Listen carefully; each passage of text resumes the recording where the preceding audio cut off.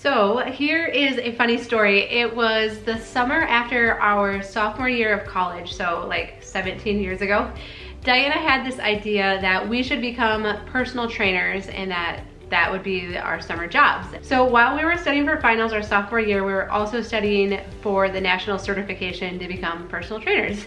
And so we took the test, we passed, and I mean, even though we didn't have any experience yet, we were technically personal trainers. So we applied to gyms, we both got jobs at different places, working as personal trainers, we had clients. And so that's how I worked the rest of my way through college. And what's interesting is that we had always been fairly athletic, like kinda, right? Like we played soccer and hockey and we spent a lot of time in the weight room and learning different things in there, which we enjoyed. But once we actually became personal trainers and got the certificate, we started to see ourselves as like fitness professionals, right? And so we would wear athletic clothes even when we weren't at the gym, or even when we weren't working, we spent a lot of time working out. At one point I trained for and ran a marathon, and I saw myself as like a fit and active person.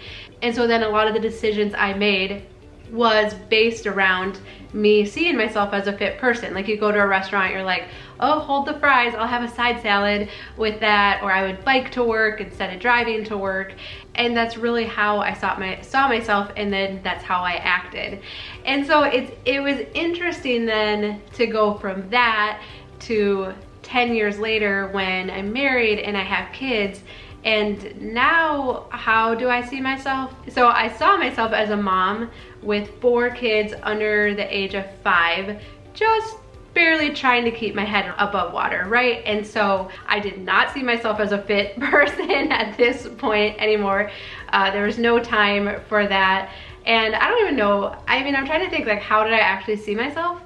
I probably would say I saw myself messy, disorganized, always behind, and probably some days I felt lazy, unmotivated, and like a lot of days probably not like I was a very good mom either. So that's not my best times probably. But it was also during that time then that I found minimalism and we started simplifying our house, which was awesome. But here's what's so interesting that I've been realizing now looking back is that even once we simplified our house, we got rid of, I mean, 80% of our possessions. I still saw myself as a messy person. And really even until recently, I mean, you've probably heard me say in my videos, like, I'm a messy person. That's why I can't have too much stuff, or I have to have such low inventory so I can actually stay on top of it. And I mean, really, that's truly like how I have still seen myself. I feel like I'm able to keep our house more picked up because we have less stuff, so it's just a lot easier. But really at the end of the day, until recently, I still saw myself as a messy person. And so it's still a lot of days made keeping our house harder. And I would often like look around and be like, oh, how is it a mess again? And so it was probably like a month ago, Diana sent me this podcast and it had James Clear on it, who is the author of Atomic Habits. And he started talking about his book that he wrote about habits and how the main driver behind what we do every day is how we see ourselves. And it was really eye-opening because, you know, I've read the articles or the tips too about like how to be a tidy person and how to keep your house organized and how to keep it clutter-free. And, you know, and it'd be tips like only handle something once, put it away directly after you use it. Like, and I mean, we even talk about like tidying and, you know, the 2-minute tidy and constantly tidying throughout the day. And it always felt like these things, like they always felt so hard and foreign to me. And I think I'm realizing now it's because I was still seeing myself as a messy person. Like I did not see myself as a tidy or organized person. And so today's video is actually sponsored by Blinkist, which I was very excited to partner with. And so if you're not familiar, let me tell you a little bit more about who they are. Okay, so if you're not familiar, what Blinkist does is they take nonfiction books. They have over 3,000 in their library, but they condense it down to like the important main points of it. So like Atomic Habits, which has been like seriously, truly life-changing to me. Instead of having to take 9 hours to listen to the whole book, I can listen to all the highlights of it in 13 minutes. So it's so cool to be able to revisit the most important points of it while I'm getting ready in the morning or while I'm going for a walk. And so I've already re-listened to it in Blinkist twice because it's only 12 minutes and I can get through it quickly, but it's reinforcing these ideas that, like, I mean, this has literally been life-changing. We'll talk a little bit more about this. But the other thing that is cool, so they have over 3,000 nonfiction books. So like Mel Robbins' 5-second rule, like you could get the main points of that in 13 minutes. Or I was listening to a really good book called Raising a Secure Child. It's about attachment and parenting out of that theory of attachment. It's so cool. Very good book. I highly recommend it. But it's actually 11 hours long, and I wanted Tom to listen to it, but I knew he wasn't gonna, I don't know. He might listen to it for 11 hours, but I don't think he's gonna get the main points. So in here, he could hear all of the main points in 12 minutes and not just hear it once, but actually go back and visit again. And so the app is super easy to use. And I actually have a link down below where the first 100 people will get a free 7-day trial. But then beyond that, if you do decide to do a full membership, which is very reasonable, you can link through, like it's very affordable, you'll actually get 25% off of your membership. So that's a significant saving. So I'll put that link down below. So I've known about Blinkist for a while, and I thought this was so cool because most of us want to do things for self-improvement and development, for parenting, for marriage, but we just don't have the time, right? I mean, I love this parenting book, but it's been taking me a really long time to listen to because it's so long. And so I love that Blinkist can take all of the best points of a book, shrink it down to like the Cliff Notes version, and you can be revisiting those important points over and over again, or going on to new books like Habits of Highly Effective People. I mean, there's so many good books in here. Like all of the like really good books, you'll find them in here. And so they have over 14 million active users.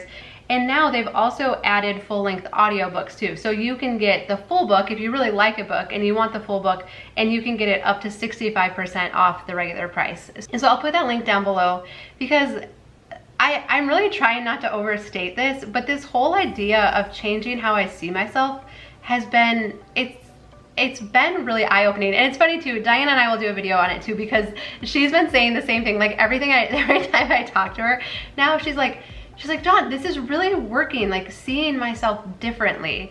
And I'm like, I know, I'm feeling the same way too. Like I'm starting to see myself as a tidy person, and it seems very achievable because it's little changes. Like I haven't like set out to like totally revamp who I am. It's like these little changes. And so I do think it's important to be inputting things like this so that I can reinforce those thoughts, because I mean, we all know, like you hear the statistics, right? Like 80% of our self-talk is negative, which is so sad. Like we would never talk to a friend that way. Like why do we get by talking to ourselves that way? And so I've just really been wanting to take this a little more seriously and be like, you know what? I need to make these shifts, not just for myself, but because I know it's gonna affect our kids too. And I feel like any areas of life that like I can get figured out, then I can help them to learn that too. And so I really do feel like this is worth investing into and worth figuring out. And so circling back to this idea of how to be a tidy person or how to keep a clutter-free house, you know, I was thinking back and like, how do I go from being a person who can have the discipline to train for and run a marathon to not even be able to keep my kitchen counters clean, right? And so I do believe that the first most important step is to start to change how we see ourselves, and that if we start to see ourselves as a tidy person and we're like, oh nope, I'm a tidy person. Well, what does a tidy person do? Well, they only handle things once. They keep less inventory. Their closets aren't stuffed full because that's too hard to keep tidy, right? And so they naturally don't keep as much inventory. They pass on stuff that they're not using, and they don't store stuff for someday. And so how once now that I've made that shift in my mind, how I think about myself, now these actions just flow out of that, and it doesn't feel so hard. I don't feel like I am banging my head up against a wall trying to change myself. It feels like it's second nature, like, oh yep, that's what a tidy person would do. And I try not to be too hard on myself. If I slip up, I'm like, oh nope, that was an old habit. Okay, I literally think like, what would a tidy person do? Oh, they would pick that up. Oh, they see something on the floor, they'll pick it up and throw it away. And it's really changing how our house feels and how it feels throughout the day, instead of being like, okay, it's after lunch, we have to tidy. And so like at different points the house was clean during the day, but it actually feels like now it's possible to keep our house picked up and tidy throughout the entire day. And not for anyone else, not so, oh, people can stop by unexpected. I don't even care so much about that. But for us, so that we can enjoy a peaceful home and that it's an enjoyable place to be and that anxiety and stress levels stay lower because it's picked up and it just feels like a nice place to be. So it's, I don't know, I guess maybe some of you were like, how did you get this far not seeing yourself differently? Like, I don't know. It was a lot of willpower, I think, and like muscling through, you know, but I feel like this now is making things so much easier and it's possible.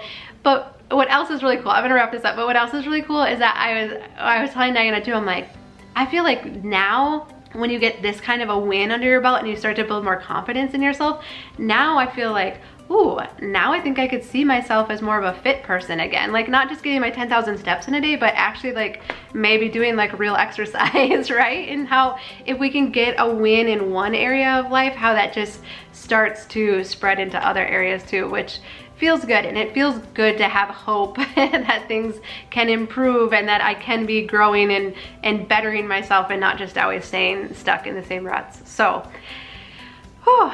So that's kind of been my thought process over the last couple weeks or month or so. So thank you to Blinkist for sponsoring this. I think it's a super cool service and you can check out that link down below. But I hope this helps. I'd love to know, like, are you needed to make any shifts in how you see yourself to reach your goals? Like if you share that down below, I think that'd be really cool to hear too. A thumbs up is the best compliment that you can give us. I hope you subscribe so we can spend more time together. And I'll definitely look forward to visiting with you again soon.